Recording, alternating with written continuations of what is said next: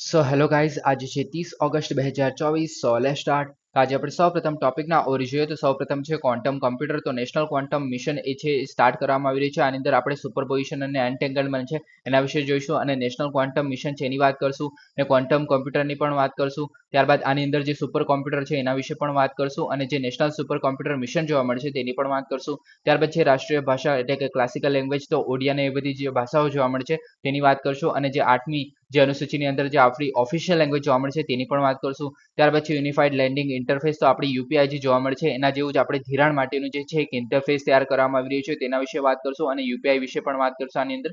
ત્યારબાદ છે રાષ્ટ્રીય શિક્ષણ પુરસ્કાર, તો આ જે છે એ શિક્ષકો માટેનો પુરસ્કાર છે એના વિશે વાત કરશું. ત્યારબાદ છે અનુભવ એવોર્ડ, તો આ જે છે ગવર્મેન્ટ ઓફિશિયલ્સ એટલે કે જે કામ કરતા જે લોકો છે ગવર્મેન્ટમાં તેમના દ્વારા અનુભવ શેર કરવામાં આવી રહ્યા હોય તેમના આધારે એમને એવોર્ડ્સ આપવામાં આવે છે. ત્યારબાદ છે નેશનલ મેડિકલ રજિસ્ટર પોર્ટલ, તો આ જે છે એમબીબીએસ અને બીજા બધા જે ડોક્ટરો જોવા મળે છે તે તેમના જે રજિસ્ટ્રેશન માટેનું પોર્ટલ છે તો એની વિશે વાત કરશું. ત્યારબાદ છે bureau of police research and development, તો આ જે છે 54મો આપણો એમનો સ્થાપના દિવસ ઉજવવામાં આવી રહ્યો છે એને કારણે ન્યૂઝમાં છે તો તેના વિશે વાત કરશું. ત્યારબાદ છે એસઆઈજી 716, તો આ જે છે યુએસએ પાસેથી બંદૂક લેવાની છે અસલ્ટ રાઇફલ છે જે આપણે 2025 સુધીમાં આપણને મળી જશે. ઓકે. ત્યારબાદ છે ટેલીવેલી અભયારણ્ય, તો આ જે છે આની અંદર 84 જેટલા પતંગિયાઓ જોવા મળ્યા છે તો એના વિશે વાત કરશું. ત્યારબાદ છે અરાલમ જે વન્યજીવ અભયારણ્ય છે આની અંદર જે 4 વાંદરાઓનું મૃત્યુ થયું છે અને કારણે ન્યૂઝમાં છે આના વિશે વાત કરશું અને આજનો લેક્ચર જે છે કન્ક્લુડ કરશું. Okay, so please subscribe, like and share જો તમને આજનો લેક્ચર ઇન્ટરેસ્ટિંગ લાગી રહ્યું હોય. Okay, so let's start. So સૌ પ્રથમ ટોપિક છે આપણો ક્વોન્ટમ કમ્પ્યુટર. તો નેશનલ ક્વોન્ટમ મિશન માટે પ્રથમ ક્વોન્ટમ કમ્પ્યુટર સેટ બનાવવામાં આવી રહ્યા છે. તો હવે આના વિશે જોઈએ તો સૌ પ્રથમ છે સુપરપોઝિશન અને એન્ટેંગલમેન્ટ. તો આ જે છે બે ઇમ્પોર્ટન્ટ આના ક્વોન્ટમ આપણે જે ક્વોન્ટમની કોઈ પણ વાત કરીએ કે ક્વોન્ટમ કમ્પ્યુટર અથવા તો ક્વોન્ટમ નેવિગેશન હોય તો એની અંદર આ બે જે સિદ્ધાંત છે એ મહત્વના બને છે. ઓકે, તો એની વ્યાખ્યા જોઈએ સુપરપોઝિશનની. સૌપ્રથમ તો એ જે એવો સિદ્ધાંત છે જેમાં જ્યાં સુધી તેને માપવામાં ના આવે ત્યાં સુધી ક્વોન્ટમ સિસ્ટમ જે છે એક સમયે બહુવિધ અવસ્થાઓમાં અસ્તિત્વ ધરાવે છે. ઓકે, એટલે કે ઉદાહરણ તરીકે લઈએ તો ધારો કે જ્યારે આપણે એક સિક્કો ઉછાળીએ તો એ જે છે બંને જગ્યા મતલબ જ્યારે આપણે હાથમાં પડે છે સિક્કો ત્યારે જે બંને જે છે ધારો કે હેડ્સ અને ટેલ્સ, ઓકે, તો એ બંને જે છે એક જ સાથે દેખાડશે. ઓકે, જેમ કે આપણે 0 અને 1 જે છે એક જ જગ્યાએ એક જ સમયે બંને વસ્તુ એક જ જેવું દેખાશે, મતલબ એક જ સ્થાને દેખાશે. ઓકે, તો તેને કહેવામાં આવે છે સુપરપોઝિશન. ઓકે, ઉદાહરણ તરીકે લઈએ તો ઇલેક્ટ્રોન જે છે એવી સ્થિતિમાં હોઈ શકે છે જે ઘડિયાળની દિશામાં અને ઘડિયાળની વિરુદ્ધ દિશામાં એક સાથે ફરતું હોય. ઓકે, એટલે કે ઘડિયાળની દિશામાં બી ફરતું હોય અને ઘડિયાળની વિરુદ્ધ દિશામાં બી ફરતું હોય એવું આપણને લાગે અથવા તો એવું હોય તેને કહેવામાં આવે છે સુપરપોઝિશન. ઓકે, ત્યારબાદ છે એન્ટેંગલમેન્ટ. ઓકે, એન્ટેંગલમેન્ટમાં જોઈએ તો એવી ઘટના છે જ્યારે બે અથવા તો વધુ જે ક્વોન્ટમ કણો છે એવી રીતે એકબીજા સાથે જોડાયેલા હોય કે જેથી કણની જે સ્થિતિ છે એ તરત જ બીજી સ્થિતિમાં પ્રભાવિત કરે છે. ઓકે, ભલે તે પછી ગમે એટલા દૂર હોય. ઓકે, તો માની લો કે ધારો કે આ ડાઇસ. ઓકે, તો ડાઇસને આપણે જ્યારે ઉછાળવામાં આવે છે અને ત્યારે પડે છે ધારો કે 6 નંબર પડે છે. ઓકે, તો 6 નંબર પડે છે તો બીજું સેમ જે ડાઇસ હશે તેમાં પણ 6 નંબર જ હશે. ઓકે, કેમ કે આમાં 6 નંબર છે એને કારણે બીજામાં પણ 6 નંબર જ હશે. ઓકે, તો એને કહેવામાં આવે છે એન્ટેંગલમેન્ટ. એકબીજા સાથે એટલે મતલબ સટીકતાથી જોડાયેલા હોય છે કે એકની ઇફેક્ટ જે છે એ તરત જ બીજામાં જોવા મળે છે. ઓકે, તો તેને કહેવામાં આવે છે એન્ટેંગલમેન્ટ. ઓકે, હવે સુપરપોઝિશનના જો એપ્લિકેશન જોઈએ આપણા ઉપયોગો જોઈએ તો એ જે છે ક્વોન્ટમ કમ્પ્યુટિંગમાં સુપરપોઝિશન ક્વોન્ટમ બિટ્સ જે આપણે ક્યુબિટ્સ છે એનો એકમ છે. ઓકે, તે એક સાથે બહુવિધ ગણતરીઓ કરવા માટે પરવાનગી આપે છે. ઓકે, અને કોમ્પ્યુટેશનલ પાવરમાં ઘણો વધારો કરે છે. ઓકે, અને આપણને ખબર છે કે જે કોમ્પ્યુટર્સ છે નોર્મલ કોમ્પ્યુટર્સ છે એ 0 અને 1 ના ફોર્મમાં આપણે કામ કરતા હોય છે. ઓકે, પણ આની અંદર જે 0 અને 1 જે છે એ બંને એક જ સ્થાને જોવા મળે છે. ઓકે, તો એને કારણે જે છે આયરું જે સુપરપોઝિશનનો સિદ્ધાંત કહેવામાં આવે છે અને જો ક્વોન્ટમ કોમ્પ્યુટરને વધારે એજ આપે છે આપણે નોર્મલ કોમ્પ્યુટરની ઉપર. ઓકે, એન્ટેંગલમેન્ટ સિદ્ધાંતનો આપણે એપ્લિકેશન્સ જોઈએ તો અત્યંત સુરક્ષિત સંચાર ચેનલો બનાવવા માટે ક્વોન્ટમ કોમ્યુનિકેશન ક્રિપ્ટોગ્રાફીમાં એન્ટેંગલમેન્ટનો ઉપયોગ કરવામાં આવે છે. ક્રિપ્ટોગ્રાફી એટલે તમને ખબર હશે જે આપણે જે બિટકોઇન્સ કહીએ છીએ. ઓકે, જેમાં આપણે ક્રિપ્ટોકરન્સી માટેનું જે મતલબ ક્રિપ્ટોકરન્સી એવું કહીએ છીએ. ઓકે, બિટકોઇનને. ઓકે, તો એના માટે યુઝ કરવામાં આવે છે. પછી ક્વોન્ટમ કોમ્યુનિકેશનમાં આપણે થોડા દિવસ પહેલા મતલબ ડિસ્કસ કરેલું જ્યારે ક્વોન્ટમ નેવિગેશનની વાત કરતા હતા તો એમાં મતલબ એક રીતે જો કોઈએ મતલબ લીક કરવું હોય આની અંદર મતલબ કોઈએ આપણી અંદર ઘૂસણખોરી કરવી હોય, કોઈ સંદેશા વ્યવહારને છીનવી લેવો હોય કે તો એ જે છે એની અંદર ખલેલ પહોંચાડવું ઘણું મુશ્કેલ બને છે. ઓકે, ઘૂસણખોરીની મતલબ ક્ષતિ કરે છે. ઓકે, તો એને કારણે જે એનું એક રીતે ઘણું મજબૂત ઇન્ટરફેસ બનાવે છે આપણા માટે. ઓકે, તો આ થઈ ગયા આપણા બે ઇમ્પોર્ટન્ટ સિદ્ધાંત. ઓકે, હવે નેશનલ ક્વોન્ટમ મિશન વિશે જોઈએ તો એનો હેતુ જે છે એ આગામી 3 વર્ષમાં 20 to 50 ક્યુબિટ્સ,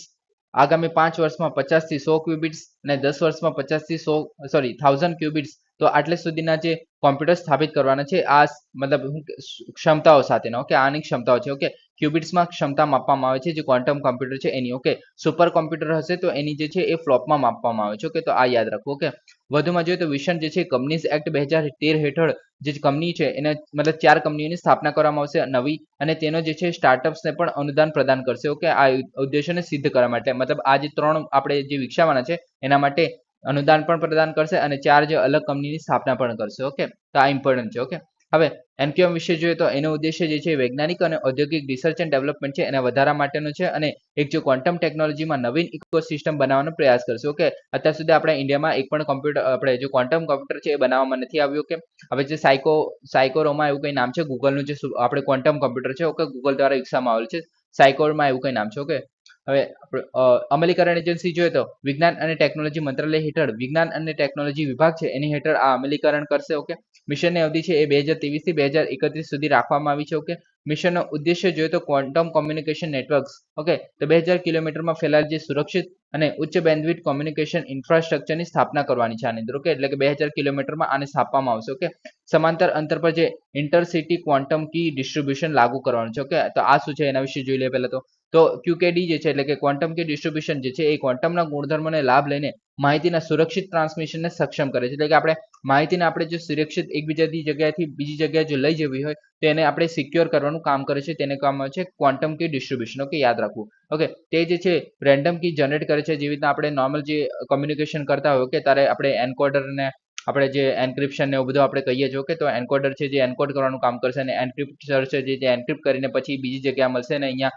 જે મતલબ સંદેશો વાહક કરીને પછી અહીંયા આપણે એન્ક્રિપ્શન કરવામાં આવશે, તો એન્કોડ કરવામાં આવશે ત્યારબાદ. ઓકે, તો એ જે છે અહીંયા લિસનરને સંભળાશે. તો એ જ રીતે આમાં જે છે એ આપણે એક્સેસ કરવો હોય તો એ રેન્ડમ કી જનરેટ કરે છે જે ક્વોન્ટમ ચેનલો દ્વારા મોકલવામાં આવશે અને ફોટોની જે ક્વોન્ટમ અવસ્થા છે એમાં એન્કોડિંગ કરશે. ઓકે, અને એ જે છે ક્લાસિકલ એન્ક્રિપ્શનથી વિપરીત છે. ઓકે, અને એ જે છે એવ્સડ્રોપિંગ જે જોવા મળે છે મતલબ એક રીતે ચોરી જોવા મળે છે માહિતીની, તો એ જે છે એના પર પ્રતિરોધક બનાવે છે. ઓકે, તો આ થઈ ગયું આપણે ક્વોન્ટમ કી ડિસ્ટ્રીબ્યુશન. ઓકે, હવે ક્વોન્ટમ કી ડિસ્ટ્રીબ્યુશન જે છે એ ક્વોન્ટમ મિકેનિક્સનો ઉપયોગ કરીને ભાવિ પ્રૂફ સુરક્ષિત ખાતરી કરે છે, એટલે કે આપણે એક રીતે સુરક્ષિત કરવાનું કાર્ય કરે છે. ઓકે, હવે ક્વોન્ટમ કોમ્પ્યુટિંગ પાવર વિશે જોઈએ તો 50 થી 1000 જે ક્યુબિટ્સ છે એ પ્રોસેસિંગ ક્ષમતા સાથે ક્વોન્ટમ કોમ્પ્યુટર વિકસાવવાનું છે, અને ક્વોન્ટમ કોમ્પ્યુટિંગ માટેનું જે આપણે ક્યુબિટ્સ છે એ માહિતીનો મૂળભૂત એકમ જોવા મળે છે. ઓકે, આ યાદ રાખવું. ઓકે, હવે મેગ્નેટોમીટર અને અણુ ઘડિયાળ જોવા મળે છે જે ક્વોન્ટમ મિકેનિક્સના આધારે જ કામ કરતી હોય છે. ઓકે, ત્યારબાદ છે ક્વોન્ટમ સામગ્રી ડિઝાઇન, જે નવી સામગ્રીનો ઉપયોગ કરીને અદ્યતન ઉપકરણો બનાવવા પર ધ્યાન કેન્દ્રિત કરવાનું છે. ઓકે, તો આ બધું છે આપણું નેશનલ કોમ્પ્યુટર મિશન છે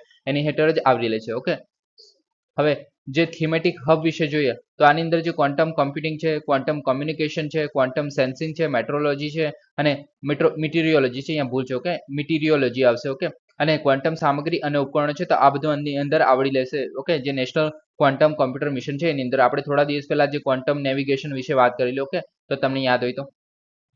હવે એનક્યુએમ મિશન વિશે જોઈએ તો વિકાસશીલ ઇનોવેશન ઇકોસિસ્ટમ, એ તો એક રીતે જે મતલબ એનક્યુએમ વિષય પર હબ સાબિત કરીને વિવિધ ક્ષેત્રોમાં સહયોગ અને કુશળતાને પ્રોત્સાહન આપવાનું છે, નવીનતાને પ્રોત્સાહિત કરવાનું છે અને ક્વોન્ટમ ટેકનોલોજીના વિકાસને વેગ આપવાનો છે. ઓકે, એટલે કે ક્વોન્ટમ રિલેટેડ જેટલું કરી શકાય એ કરી શકવાનું છે. ઓકે, પછી વિવિધ સેક્ટરમાં એપ્લિકેશન જોવા મળે છે ક્વોન્ટમ કોમ્પ્યુટરના, જેમ કે આપણે હેલ્થ કેરમાં લઈ લઈએ. હેલ્થ કેરમાં કેવી રીતે, તો ધારો કે એવું કામ આવે છે, મતલબ અત્યાર સુધી મેં સાંભળેલું છે ત્યાં સુધી કે તમે જો ડોક્ટર અહીંયા અવેલેબલ નથી અને અમેરિકામાં અવેલેબલ છે. ઓકે, તો એને જે છે આપણે જો ક્વોન્ટમ મિકેનિઝમનો યુઝ કરીએ. ઓકે, તો કોમ્પ્યુટર મતલબ જે ડોક્ટર પાસે મતલબ એવા હેન્ડ્સ ક્લબ અવેલેબલ હશે જેથી જે અહીંયા જે ટૂલ્સ હોય છે જેમ કે આપણે રોબોટિક હાથ છે જે સર્જરી માટે છે. ઓકે, તો એટલા પ્રિસિઝન વેમાં હોય છે કે જેવું ત્યાં ડોક્ટર જે છે પોતાના હાથ હલાવશે તે જ રીતે અહીંયા જે છે એ ઓપરેશન થતું જશે. ઓકે, જે આપણે જે સર્જિકલ હાથ હશે તેના દ્વારા. ઓકે, રોબોટિક હાથ દ્વારા. તો આ જે છે એક રીતે ક્વોન્ટમ કોમ્પ્યુટર દ્વારા પોસિબલ બની શકે છે, ક્વોન્ટમ ટેકનોલોજી દ્વારા. ઓકે, તો એ રીતે હેલ્થકેરમાં એનો એપ્લિકેશન છે. ઓકે, દવાની શોધમાં પણ આ રીતે મતલબ એપ્લિકેશન થઈ શકે છે. ફાઇનાન્સ અને બેન્કિંગ ઉદ્યોગોમાં એપ્લિકેશન છે. ચોકસાઈના માપન અને સુરક્ષિત સંચારમાં ક્રાંતિ લાવી શકે છે. ઓકે, ચોકસાઈ માપન મેં કહી દીધું કે કેવી રીતે મતલબ સર્જરી કરવાની હોય તો કેટલું ચોકસાઈનું માપન હોવું જોઈએ તો તમને ખબર પડી જાય. ઓકે, વૈશ્વિક નેતૃત્વ જોઈએ તો ક્વોન્ટમ ક્ષમતાઓને આગળ વધારીને ભારત જે સુરક્ષિત સંદેશા વ્યવહાર અને ચોકસાઈનું માપન જેવી ક્ષેત્રોમાં આગેવાની લેવાનું લક્ષ્ય રાખે છે. ઓકે, હવે એનક્યુએમમાં પડકારો જોઈએ તો સંશોધન પર નબળો ખર્ચ કરવામાં આવે છે, કેમ કે આપણે મતલબ સાયન્સ એન્ડ ટેકનોલોજી પર પૂરતું ભંડોળ નથી આપવામાં આવતું. ખાનગી ક્ષેત્રમાં ભાગીદારીને પ્રોત્સાહન કરવું જરૂરી છે. ઓકે, પછી સમયસર અમલ અને અમલદારી સહાય જે અવરોધ છે એને દૂર કરવાનું છે. ઓકે, ત્યાર પછી ક્વોન્ટમ ટેકનોલોજીમાં કુશળ ટેલેન્ટનો પૂલ વિકસાવવાનો છે, જે ઓછો જોવા મળે છે. ઓકે, વિશિષ્ટ ઇન્ફ્રાસ્ટ્રક્ચરની જરૂર પડે છે, તો એ જરૂરી છે એના માટે. ઓકે, હવે ભારતમાં સુપર કોમ્પ્યુટરની વાત કરીએ તો ભારતે શૈક્ષણિક અને હવામાનની જે આગાહી માટે 1980 ના દાયકામાં વિદેશી સુપર કોમ્પ્યુટર ખરીદવામાં પડકારોનો સામનો કરવો પડેલો. યુએસએ દ્વારા જે આપણે એક્સેસ જે મતલબ XMP જે છે એક્સેસ ન કરવામાં આવેલું, એને કારણે ભારત સ્વદેશી સુપર કોમ્પ્યુટર વિકાસને પ્રોત્સાહન આપવાનું નક્કી કરવામાં આવેલું. ઓકે, એટલે કે યુએસએ જે આપણે એકવાર નકારી કાઢેલું જે XMP નું આપણે એક્સેસ કરવા માટે. ઓકે, તેને કારણે જે છે આપણે સુપર કોમ્પ્યુટર વિકસાવવાનું પ્રોત્સાહન આપવામાં આવેલું. ઓકે, નક્કી કરેલું. ઓકે, હવે મુખ્ય એજન્સીઓમાં જોઈએ તો આની અંદર ઘણી બધી છે, જેમ કે આપણે centre for the development of the advance computing, જે આપણે સુરક્ષા માટેની પણ વાતો કરે છે, જેને CDEC આપણે કહીએ છીએ. પછી centre for the development of the telematics. Okay, પછી national aerospace laboratory, Bhabha atomic research centre, જે આપણે થોડા દિવસ પહેલા જ વાત કરેલી. Advance numerical research and analysis group જે છે, અનુરાગ જે કહીએ છીએ. ઓકે, તો આ બધા મુખ્ય ભૂમિકા ભજવે છે આની અંદર સુપર કોમ્પ્યુટરમાં. ઓકે, હવે નોંધપાત્ર સિદ્ધિઓમાં જોઈએ તો સી ડોટ જે છે એ ચિપ્સ વિકસાવી રહ્યો છે, જે ઉચ્ચ પ્રદર્શન સમાંતર પ્રોસેસિંગ સિસ્ટમ છે. ઓકે, પ્રોસેસિંગ સિસ્ટમ જે આપણે ચિપ્સ જે કહે છે, ઓક્ટા-કોર જે ચિપ્સ થઈ ગઈ છે કમ્પ્યુટર માટેની. ઓકે, તો એ બધી ચિપ્સ જે છે એ વિકસાવવાનું કાર્ય કરે છે સી ડોટ. પછી BARC જે છે સુપર કોમ્પ્યુટરના અનુપમ જે શ્રેણી બનાવેલી છે એને. ઓકે, પછી અનુરાગ એટલે આપણે અનુરાગ જે જોયું અત્યારે ફૂલ ફોર્મ. ઓકે, તો એ જે છે સુપર કોમ્પ્યુટરની પે શ્રેણી બનાવવામાં યોગદાન આપેલું છે. પછી પરમ શ્રેણી જે છે આપણે સુપર કોમ્પ્યુટરની છે. ઓકે, જેમાં પુણે ભારતના CDEC છે એના દ્વારા ડિઝાઇન કરેલી છે. ઓકે, એન્ડ જે પરમ 8000 જે 1991 નું છે, પરમ 9000 1993 નું છે, પરમ 10,000 જે છે 1998 છે, જે લીનપેક જે બેન્ચમાર્ક છે એના પર 38 ગીગા ફ્લોપ્સ નું સતત પ્રદર્શન કરે છે. ઓકે, ગીગા ફ્લોપ્સ એટલે શું? તો કે ફ્લોટિંગ પોઈન્ટ પર ઓપરેશન પર સેકન્ડ. ઓકે, એટલે કે જે આપણે જેનું મતલબ જે કામ કરવાની જે ઓપરેશનલ સ્પીડ છે તેના પર માપવાનું કાર્ય કરે છે. ઓકે, તો હવે આની અંદર ગીગા વિશે જોઈ લે પહેલા તો આ બધા તમને નંબરો ખબર હોવા જોઈએ કે એને શું કહેવામાં આવે છે. ઓકે, તો એની અંદર જે કિલો છે એટલે આપણને 1000 એ તો આપણને ખબર છે, પણ જે ગીગા છે એટલે 1 અજબ એવું થાય છે. ઓકે, પછી પેટા છે તો આટલું થાય છે. ઓકે, તેવી રીતના તમને થોડા ઘણા આઈડિયા હોવો જોઈએ. સેન્ટીમીટર તમને ખબર છે, મિલી ખબર છે. ઓકે, ટેરા જે છે ગીગા કરતાં વધારે મોટું છે, તો આ જે છે આપણે એની અંદર 1 ટ્રિલિયન થાય છે, તો આ બધું આપણને ખબર હોવી જોઈએ. ઓકે, તો આ સ્લાઇડની અંદર હશે, તમે જોઈ લેજો. ઓકે, પાછળથી. હવે ભારતમાં સૌથી ઝડપી સુપર કોમ્પ્યુટર્સની વાત કરીએ તો એરાવત જે છે, જે હાથીનું નામ છે. ઓકે, તો એ જૂન 2023 સુધીમાં AI સુપર કોમ્પ્યુટરનું વૈશ્વિક સ્તરે 75મો ક્રમ ધરાવે છે. ઓકે, હવે પરમ સિદ્ધિ AI જે છે અન્ય ઉચ્ચ પ્રદર્શન કરનારું સુપર કોમ્પ્યુટર છે. ઓકે, હવે આની અંદર અલગ અલગ જગ્યાએ અલગ અલગ માહિતી આપેલી છે. ઓકે, જૂન 2023 સુધીમાં જોઈએ તો ભારતમાં ટોપ 500 સુપર કોમ્પ્યુટરની યાદીમાં 4 સિસ્ટમોનો સમાવેશ થાય છે, જે ટેરા ફ્લોપ્સ પર કામ કરે છે. 8.5 ટેરા ફ્લોપ્સ થી 13.17 ટેરા ફ્લોપ્સ. ઓકે, તો ગીગા કરતાં વધારે મોટા છે. ઓકે, તો તમે સમજી શકો છો.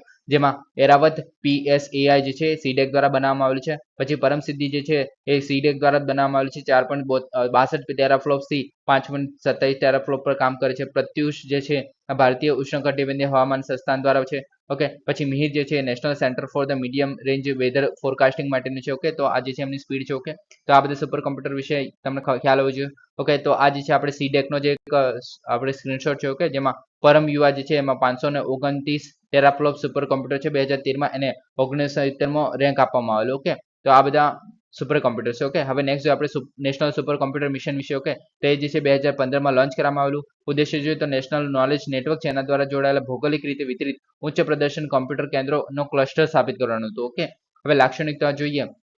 હવે તો IITઓ દ્વારા પણ સુપર કોમ્પ્યુટર વિકસાવવામાં આવી રહ્યા છે, ખ્યાલ હોય તો. ઓકે, હવે લાક્ષણિકતાઓ જોઈએ તો 3 પેટા સ્કેલ પર સુપર કોમ્પ્યુટર સહિત ઉચ્ચ પ્રદર્શન કોમ્પ્યુટર કેન્દ્રો જમાવટ કરવાની છે, જેમાં 7 વર્ષમાં $730 મિલિયન નું આપણે મતલબ બજેટ રાખવામાં આવેલું, જેમાં 4500 કરોડ એટલે કે ભારતમાં ઘટકોના ઉત્પાદનનું સ્થાનિકીકરણ કરવાનું હતું. ઓકે, અમલીકરણ એજન્સીમાં જોઈએ તો CDEC છે અને ભારતીય વિજ્ઞાન સંસ્થા છે. ઓકે, CDOમાં જે પરમ સિવાય છે, પરમ પ્રવેગા છે, પરમ ઉત્કર્ષ છે, પરમ જે આપણે ઘણા બધા જોઈએ. ઓકે, તો એ બધાનો સમાવેશ થાય છે. ઓકે, હવે નેક્સ્ટ આપણે શાસ્ત્રીય ભાષા એટલે કે ક્લાસિકલ લેંગ્વેજ વિશે જોઈએ તો તાજેતરમાં જે શાસ્ત્રીય તેલુગુ, ઓડિયા, કન્નડ અને મલયાલમના પ્રચાર કેન્દ્રો છે એના દ્વારા યોગ્ય કામગીરી કરવા માટે સ્વાયત્તતાની માંગણી કરી રહ્યા છે. ઓકે, હવે એના વિશે વાત કરીએ તો શાસ્ત્રીય ભાષા વિશે વાત કરીએ તો સરકાર મતલબ પહેલા નક્કી કેવી રીતે કરે છે, તો સરકાર એ નક્કી કરવા માટે ચોક્કસ માપદંડોનો ઉપયોગ કરે છે, જે કે શાસ્ત્રીય ભાષા છે કે નહીં તેના માટે. ઓકે, તો એમાં જે 4 આપણે મતલબ શરતો જોવા મળે છે. તો સૌપ્રથમ છે કે પ્રાચીન કાળની હોવી જોઈએ. તો ભાષા જે છે 1500 થી 2000 વર્ષનો રેકોર્ડનો ઇતિહાસ હોવો જોઈએ, મતલબ 1500 થી 2000 વર્ષનો એમનો ઇતિહાસ હોવો જોઈએ. પછી મૂલ્યવાન વારસો હોવો જોઈએ, એટલે કે તેની પાસે પ્રાચીન સાહિત્ય અથવા તો ગ્રંથોનો સમૂહ હોવો જોઈએ, અને જે વક્તાઓ છે એને પેઢીઓ દ્વારા મૂલ્યવાન માનવામાં આવતું હોવું જોઈએ. ઓકે, તો એના આ બીજી આપણી શરત થઈ ગઈ. ત્રીજી શરતમાં જોઈએ તો સાહિત્યિક પરંપરા જે મૌલિક હોવી જોઈએ અને અન્ય ભાષા છે એના સમુદાય પાસેથી ઉછેરની લીધેલી ન હોવી જોઈએ. ઓકે, એટલે કે જે મૌલિકતા છે એ જે પરંપરા છે એ મૌલિક હોવી જોઈએ. સાહિત્યિક પરંપરા છે તે ઓકે, મતલબ એ ભાષા છે ત્યાં સુધી લિમિટેડ હોવી જોઈએ કે બીજી આપણે સમુદાય પાસેથી લીધેલી ના હોવી જોઈએ. ઓકે, અને ચોથી શરત છે કે જે શાસ્ત્રીય ભાષા છે એ સાહિત્ય તેમના આધુનિક સમકક્ષોથી અલગ હોવું જોઈએ. એટલે કે જે જૂની ભાષા છે એમનું જે સાહિત્ય હશે એ થોડી અલગ રીતે લખેલું હશે અને અત્યારની જે આપણે જે જોવા મળે છે એના કરતા. ઓકે, અને જે શાસ્ત્રીય સ્વરૂપ અને પછીની જે વિવિધતા છે અથવા શાખાઓમાં વચ્ચે વિરામ સાથે. ઓકે, તો આ મતલબ અલગ અલગ ના દેખાવું જોઈએ, ગમે તે એક જગ્યાએ એક જૂની ફોર્મેટમાં હોવું જોઈએ અવેલેબલ. ઓકે, તો આ થઈ ગઈ આપણી 4 શરત શાસ્ત્રીય ભાષા નક્કી કરવા માટેની. ઓકે, હવે શાસ્ત્રીય ભાષાની સ્થિતિ જોઈએ અત્યારે તો એ જે છે જે એકવાર કોઈ ભાષાને શાસ્ત્રીય તરીકે જો આપણે નિમણૂક કરવામાં આવે છે શિક્ષણ મંત્રાલય દ્વારા તો તેને પ્રોત્સાહન આપવામાં આવશે. ઓકે, પછી શાસ્ત્રીય ભાષામાં જાણીતા વિદ્વાનો હોય તેમને 2 મોટા જે વાર્ષિક આંતરરાષ્ટ્રીય પુરસ્કારોથી સન્માનિત કરવામાં આવશે. પછી જે એમના અભ્યાસ માટે શ્રેષ્ઠતા કેન્દ્રની સ્થાપના કરવામાં આવશે. યુનિવર્સિટી ગ્રાન્ટ્સ કમિશન જે માન્યતા શાસ્ત્રીય ભાષા હોય તેમને કેન્દ્રીય યુનિવર્સિટીમાં વ્યાવસાયિક અધ્યક્ષોની રચના પણ કરવામાં આવશે. ઓકે, મતલબ એક રીતે ડિપાર્ટમેન્ટમાં ઇન્ક્લુડ કરવામાં આવશે જે ભણાવવામાં આવશે આ ભાષાઓ. ઓકે, તો આ રીતે શાસ્ત્રીય ભાષાના ફાયદા છે. ઓકે, હવે ભારતમાં શાસ્ત્રીય ભાષાઓ વિશે જોઈએ તો અત્યારે 5 જોવા મળે છે, જેમાં તમિલ જે છે શાસ્ત્રીય ભાષાનો સૌ પ્રથમ મતલબ દરજ્જો ધરાવે છે 2004 થી, અને મતલબ સંસ્કૃત પહેલા પણ જે તમિલ છે એને આપણે પ્રથમ શાસ્ત્રીય ભાષા તરીકે ઇન્ક્લુડ કરવામાં આવેલું. કે ત્યારબાદ છે સંસ્કૃત. ઓકે, પછી તેલુગુ અને કન્નડ છે જેને 2008માં શાસ્ત્રીય ભાષાનો દરજ્જો આપવામાં આવ્યો. મલયાલમને 2013માં શાસ્ત્રીય ભાષાનો દરજ્જો આપવામાં આવેલો અને સૌથી લેટેસ્ટ ઓડિયા જે છે એને નવીનતમ ઉમેરો જે છે 2014માં કરવામાં આવેલો. તો આ જે છે યાદ રાખવી, આ ઇમ્પોર્ટન્ટ છે. બીજું બધું યાદ ના રાખો તો પણ આ જે છે ઇમ્પોર્ટન્ટ છે. ઓકે, આ સ્લાઇડ. ઓકે, હવે ત્યારબાદ 8મી સૂચિ વિશે જોઈએ તો જે છે સત્તાવાર ભાષાઓની ગણતરી કરે છે, એટલે કે આજે આપણે ઓફિશિયલ ભાષા છે તેમાં પણ આમાં આની અંદર આવી જાય છે. ઓકે, હવે બંધારણીય જોગવાઈ જોઈએ તો કલમ 344 છે એ બંધારણના શરૂઆતના 5 વર્ષ પછી રાષ્ટ્રપતિ દ્વારા કમિશનની રચના કરવાની જોગવાઈ છે. ઓકે, એટલે મતલબ ભાષા માટે. ઓકે, જે આપણે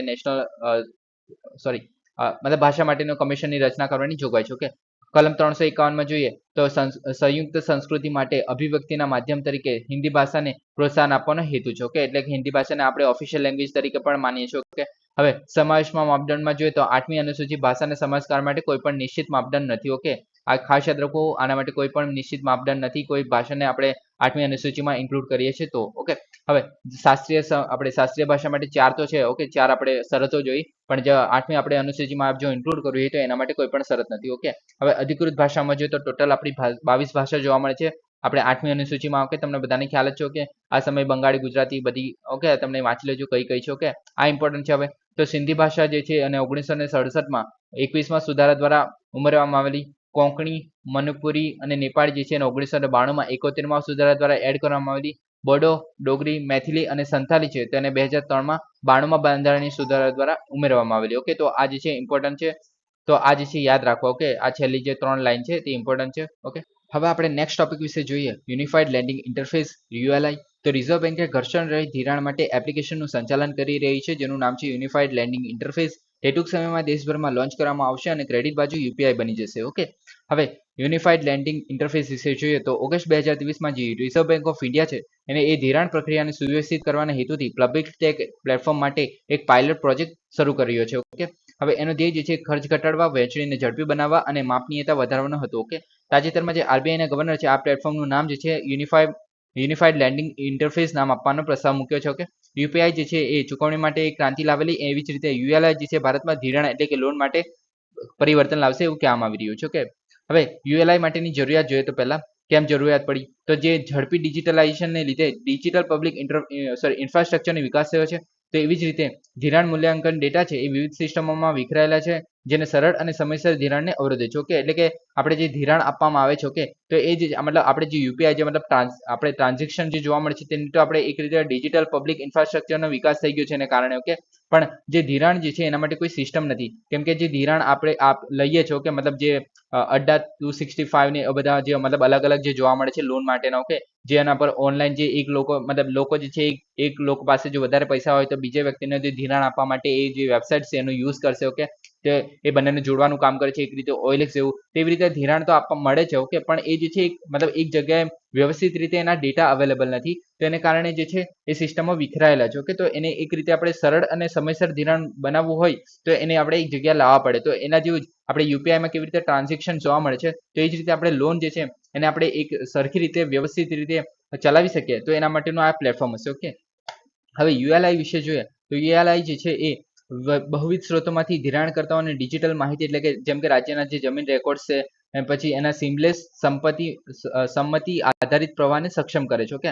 હવે ધિરાણ જે મૂલ્યાંકન ઝડપી કરે છે અને નાના અને ગ્રામીણ ઉધાર લેનારને લાભ આપે છે, ઓકે. કેમ કે આપણને ખબર છે કે ગામડાના જે લોકો હોય છે તે આપણે નોર્મલ લોકો પાસેથી જે લોન લેતા હોય છે, મતલબ પૈસા માંગતા હોય છે, ઓકે, તો એને કારણે એમને પાછળથી ઘણું બધું સહન કરવું પડશે હોય છે, ઓકે, ઘણીવાર. તો એને એવું ના થાય એના માટે જે મતલબ આવી જો આપણે પ્લેટફોર્મ અવેલેબલ હોય તો ઇઝીલી આપણે લેન્ડ કરી શકીએ, મતલબ પૈસા આપી શકીએ છીએ અને ઉધાર લઈ પણ શકીએ છીએ તો ઇઝીલી, ઓકે. તો આ રીતે કામ કરશે આ પ્લેટફોર્મ, ઓકે. પ્લેટફોર્મ જે છે પ્રમાણિત કરશે એપીઆઈ એટલે કે એપ્લિકેશન પ્રોગ્રામિંગ ઇન્ટરફેસનો ઉપયોગ કરશે અને તકનીકી એકીકરણને સરળ બનાવશે અને દસ્તાવેજીકરણની આવશ્યકતાઓને પણ ઘટાડશે, ઓકે. હવે યુઆરઆઈ જે છે ઝડપી એક્સેસ માટે પ્લગ એન્ડ પ્લે ના અભિગમ સાથે રચાયેલું છે, ઓકે. એટલે મતલબ ઇન્સ્ટોલ કરવાનો અને પછી આપણે એનો યુઝ કરી શકશું એવી રીતે, ઓકે. તે સંભવતઃ ઉધાર લેનારની સંમતિને આધારે ડેટા ગોપનીયતાની સુનિશ્ચિતતા કરે છે, મતલબ કે આપણે ડેટા જે છે એ પણ ગોપનીય રહેશે એક રીતે, ઓકે. લાભો જોઈએ તો યુએલઆઈ જે છે ખાસ કરીને કૃષિ અને એમએસએમઈ ક્ષેત્રોમાં જે ધિરાણ છે એને જે માંગ હોય છે, અપૂર્ણ માંગ હોય છે તેને સંબોધિત છે, એટલે કે આપણે પણ ઇઝીલી લોન પ્રોવાઈડ કરી શકાશે, ઓકે. નાણાકીય અને બિન નાણાકીય જે ડેટા છે એને એક્સેસ કરવા માટે ડિજિટાઇઝ કરી શકાશે અને ક્રેડિટ ડિલિવરીને પણ સુવ્યવસ્થિત કરી શકાશે, જે આપણે ક્રેડિટ ડિલિવરી જે આપણે કહીએ છીએ પીએલઆઈ જે આપણે સ્કીમ જોવા મળે છે, priority sector landing, sorry PSL જે આપણને જોવા મળે છે, પ્રાયોરિટી સેક્ટર લેન્ડિંગ જે આપણે નોર્મલ બેંકો જ્યારે આરઆરબી છે તે એમના દ્વારા, ઓકે, તે મતલબ એ લોકોને પણ એક રીતે સુવ્યવસ્થિત કરશે, ઓકે. પછી નિષ્ણાંતોમાં જેમ કે જામ, જનધન, આધાર અને મોબાઈલ જે આપણે કહીએ છીએ, ઓકે, તે એને જે આપણે યુપીઆઈ અને જે યુએલઆઈ છે ભારતના ડિજિટલ ઇન્ફ્રાસ્ટ્રક્ચરમાં નોંધપાત્ર પ્રગતિ તરીકે જોવામાં આવે છે, ઓકે. તો જામ તો હતું જ પહેલાથી, જામ અને યુપીઆઈ તો અત્યાર સુધી આપણે લોકોને જોડવાનું કામ કરતું જ હતું, જે આપણે નાણાકીય ઇન્ક્લુઝન જે કહીએ છીએ, ઓકે, નાણાકીય સમાવેશ જે કહે છે, ઓકે, ફાઇનાન્શિયલ ઇન્ક્લુઝન જે કહે છે લોકો માટેનું, ઓકે. તો એ તો હતું જ. હવે નવું એડ થશે યુએલઆઈ જે ધિરાણ માટેનું હશે, ઓકે. તો એક રીતે મહત્વનું થઈ શકે છે, ઓકે. હવે નેક્સ્ટ આપણે યુપીઆઈ વિશે જોઈએ તે જે છે એવી સિસ્ટમ છે જે મોબાઈલ એપ્લિકેશન એટલે કે કોઈ પણ સહભાગી બેંક હોય અને બહુવિધ બેંકો ખાતાઓને એકીકૃત કરે છે, મતલબ એક જ એપ્લિકેશન દ્વારા આપણે બહુવિધ ખાતાઓને આપણે એક્સેસ કરી શકીએ છીએ, બેન્કિંગ સુવિધાઓ લઈ શકીએ છીએ, જેમાં seamless fund routing, merchant payment એક પ્લેટફોર્મ તરીકે મર્જ કરે છે, ઓકે. યુપીઆઈમાં જે આપણે જે વપરાશકર્તાઓની એક વિન્ડો દ્વારા બેંકોના ખાતો વચ્ચે નાણાં ટ્રાન્સફર કરી શકીએ છીએ, મતલબ આપણે એક જગ્યાએથી બીજી જગ્યાએ મોકલવું હોય આપણે બધાને ખબર છે, તો એનપીસીઆઈ જે national payment corporation of India છે, ઓકે, નોન પ્રોફિટેબલ જે કંપની છે, ઓકે, તે જે છે 2016માં એને લોન્ચ કરવામાં આવેલું, આ ઇમ્પોર્ટન્ટ છે, ઓકે. યુપીઆઈની વિશેષતા જોઈએ તો 24/7 આપણે એને 365 દિવસ આપણે યુઝ કરી શકીએ છીએ, ઓકે. ભંડોળના ટ્રાન્સફર માટે, ઓકે, એક જ મોબાઈલ એપ દ્વારા જુદા જુદા બેંકો ખાતાઓમાં આપણે પરવાનગી આપે છે, ઓકે. પછી ગ્રાહકોના જે કાર્ડ નંબર છે, એકાઉન્ટ નંબર છે અથવા તો આઈએફએસસી જે કોડ છે એની પણ જરૂર નથી પડતી આના માટે, કે પછી યુપીઆઈના લાભો જોઈએ તો બેંકો માટે તો યુનિવર્સલ એપ્લિકેશન એટલે કે સમગ્ર બેંકોમાં સિમલેસ વ્યવહારની સુવિધા આપે છે, કોઈ પણ બેંક હોય, okay. Single click factor authentication, two factor authentication જોવા મળે છે. ટુ ફેક્ટર ઓથેન્ટિકેશન બધાને ખબર જ હશે કે જે આપણે પહેલા પાસવર્ડ નાખીએ છીએ અને પછી અલગથી જે આપણે પિનકોડ નાખીએ છીએ, ઓકે. તો એ બંને આપણે ટુ ફેક્ટર ઓથેન્ટિકેશનના પ્રકાર થઈ ગયો, ઓકે. હવે સુરક્ષિત અને વધુ સુરક્ષિત જોવા મળે છે, ઓકે. હવે જે વેપારીઓ માટે જોઈએ તો સરળ ભંડોળ સંગ્રહ કરવા માટે અલગ અલગ જગ્યાએથી એક જ આપણે એકાઉન્ટમાં બધા પૈસા આવી જાય છે, ઓકે.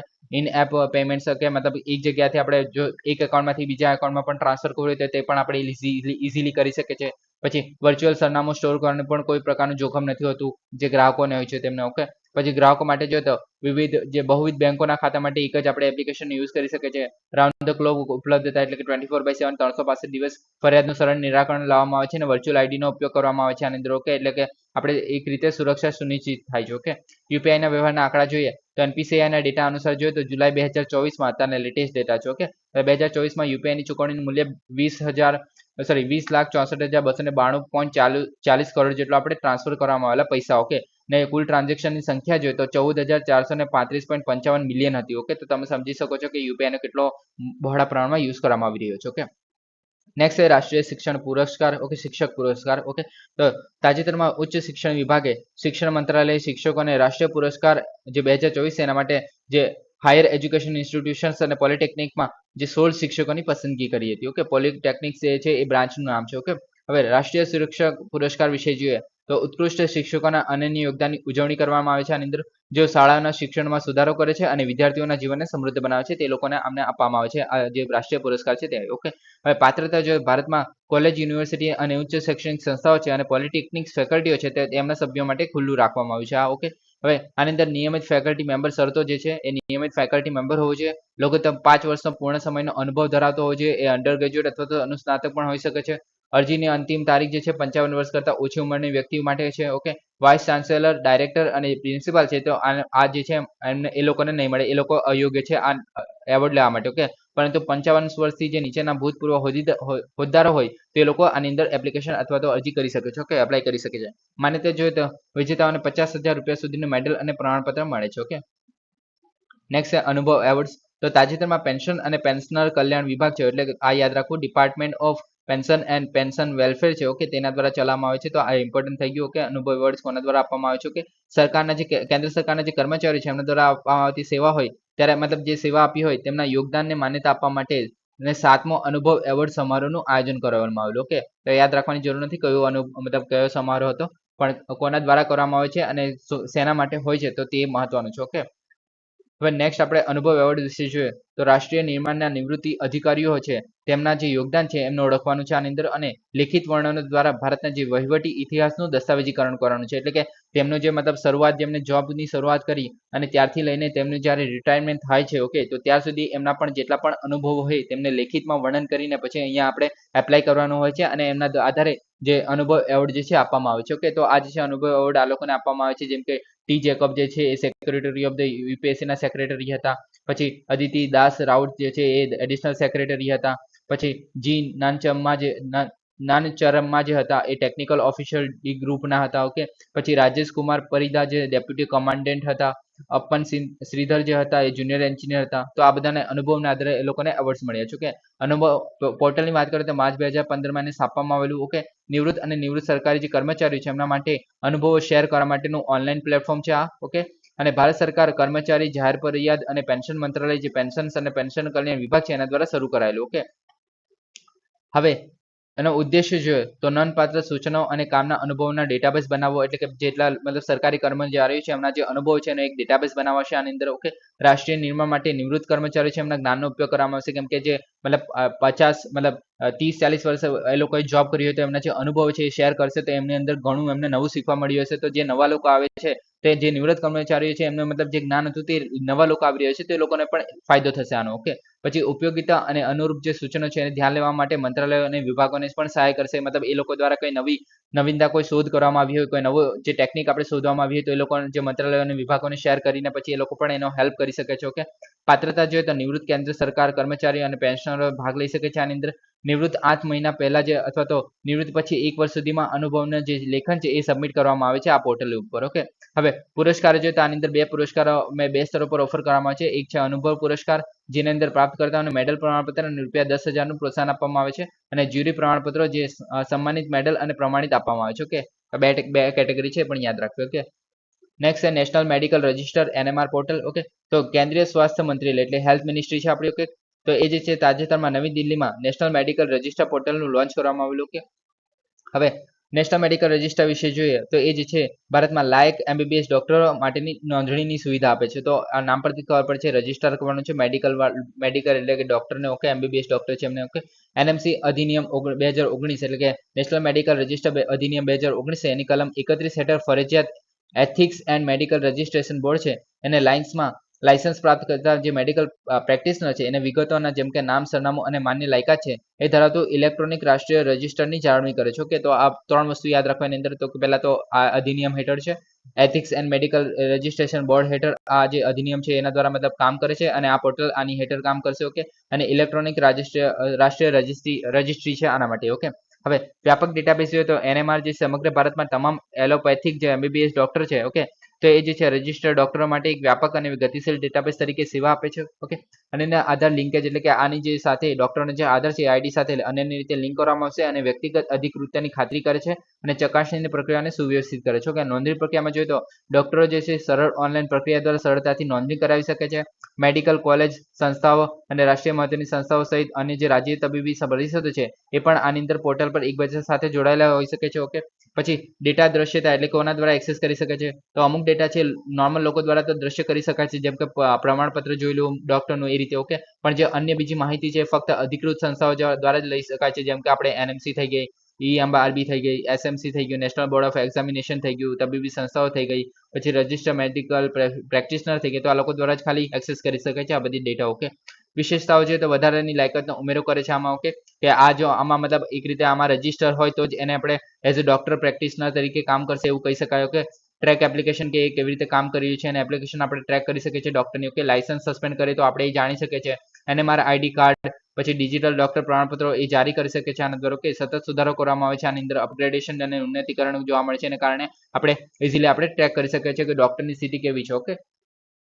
ત્યાર પછી bureau of police research and development, BPRND, okay. તો આ જે છે તાજેતરમાં નવી દિલ્હીમાં તેનું મુખ્ય મથક જે છે એના ખાતે 54મો સ્થાપના દિવસ ઉજવવામાં આવેલો, ઓકે. તો આ શું છે તેના વિશે વાત કરીએ પહેલા તો આની સ્થાપના 1970માં ગૃહ મંત્રાલય છે, કે યાદ રાખો ગૃહ મંત્રાલય જે છે એની હેઠળ પોલીસ સંશોધન અને સલાહકાર પરિષદ છે એની જગ્યાએ કરવામાં આવી હતી, ઓકે. મતલબ એના પહેલા જે આપણે bureau of police research and development છે એના પહેલા પોલીસ સંશોધન અને સલાહકાર પરિષદ હતી, તેની જગ્યાએ આ જે છે એ સ્થાપવામાં આવેલી, અને આ જે છે ગૃહ મંત્રાલય દ્વારા સ્થાપવામાં આવેલી 1970માં. તો આ ખાસ યાદ રાખવું, ગૃહ મંત્રાલય હેઠળ આવે છે.